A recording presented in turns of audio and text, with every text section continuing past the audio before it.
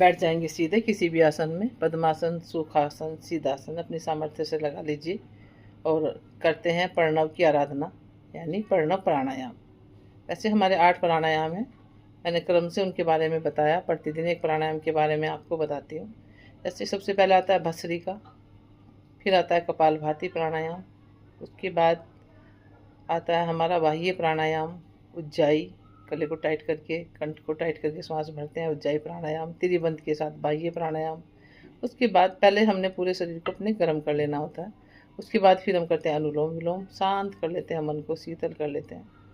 जब करोगे तभी पता चलेगा कि इस प्राणायाम को करने से क्या प्रभाव पड़ता है शरीर के ऊपर। फिर अनुलोम विलोम प्राणायाम के बाद भ्रामरी, उद्गीत और उसके बाद आता है प्रणव प्राणायाम।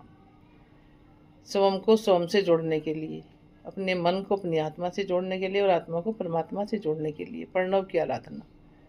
उस परम पिता परमेश्वर को ध्यान में रखते हुए शांत होकर बैठ जाते हैं, मन को शांत कर लेते हैं। मन के ऊपर, शरीर के ऊपर इसका गहरा प्रभाव पड़ता है मात्र प्रणव की आराधना करने से। करके तो देखिए। अब जिस तरह से किसी ने अगर कोई भी चीज़ें, मान लीजिए गुड़ नहीं खाया तो आपको नहीं पता कि गुड़ का स्वाद क्या है, नीम नहीं चखा तो आपको नहीं पता नीम का स्वाद क्या है। तो इसी तरह से प्रणव प्राणायाम है, इसको कहने मात्र से हम समझ नहीं सकते, इसको प्रैक्टिकली अपने ऊपर करना होता है।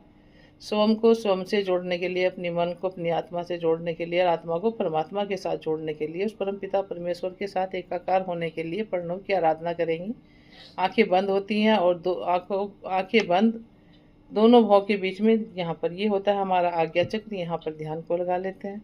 मन की आंखों से आज्ञा चक्र में देखते हुए शांत बैठ जाते हैं, न श्वास को भरते हैं न छोड़ते हैं। सहजता से ही सोते ही श्वासें आती जाती रहती है। इस तरह से प्रणव की आराधना करते हैं, ध्यान की ओर बढ़ते हैं।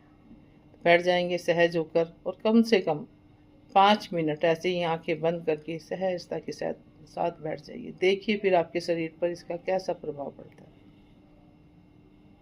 मौन होकर बैठ जाते हैं। कुछ समय बैठने के बाद दोनों हाथों को ऊपर उठाते हैं, ऐसे हथेली आपस में रगड़ लीजिए और हथेली की उष्मा अपनी आंखों पर लगाइए और सहजता से अपनी आंखें खोल लीजिए। ऐसे हो गया हमारा प्रणव। चलिए करें योग, रहे निरोग। मैं फेसबुक लाइव करती हूँ सुबह 4 बजे, मेरे साथ जुड़ें और अधिक कुछ जानने के लिए, मेरे साथ योग करने के लिए सुबह सुबह योग करें, योगाभ्यास करें। पूरा दिन फिर दौड़ें अच्छे से, अपने आप को स्वस्थ रखें, निरोगी रखें। ओम धन्यवाद।